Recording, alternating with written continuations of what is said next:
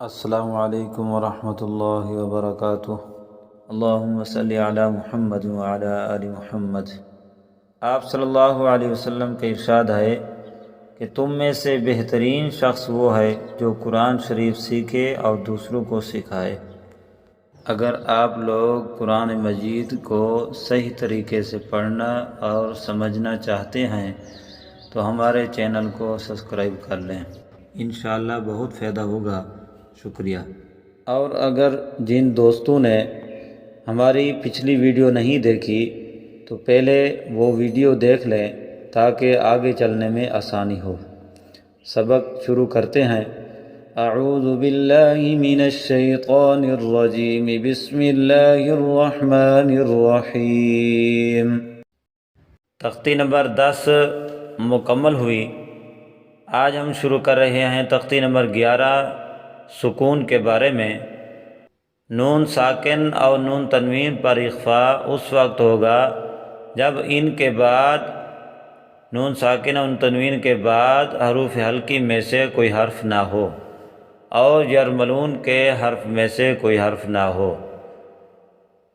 اگر حروف حلقی اور یرملون میں سے کوئی حرف آ جائے نون ساکن نون تنوین کے بعد تو وہاں اخفاء نہیں ہوگا، یعنی غنہ نہیں ہوگا۔ تو چلتے ہیں سبق کی طرف۔ حمزہ نون زبر ان، یہاں پر اخفاء کریں گے۔ حمزہ نون زبر ان، اس طرح اخفاء کریں۔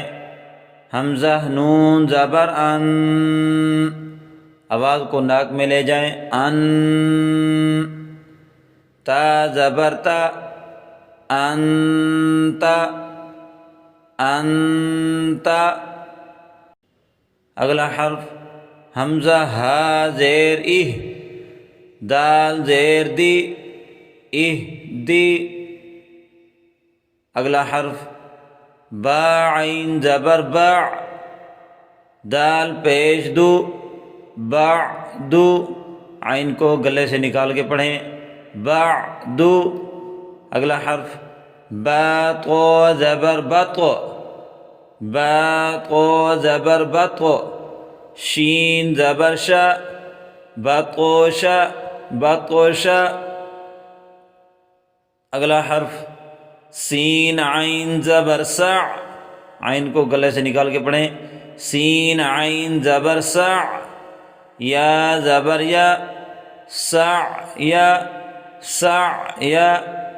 اگلا حرف کاف نون پیش کن، یہاں پہ اخفاء کریں یعنی غنہ کریں۔ کاف نون پیش کن، تا پیش تو، کن تو۔ اگلا حرف لام سین زبر لس، سین کو سیٹی جیسی آواز نکالیں، سین کو سا نہ پڑھیں اور موٹا بھی نہ کریں سواد جیسا۔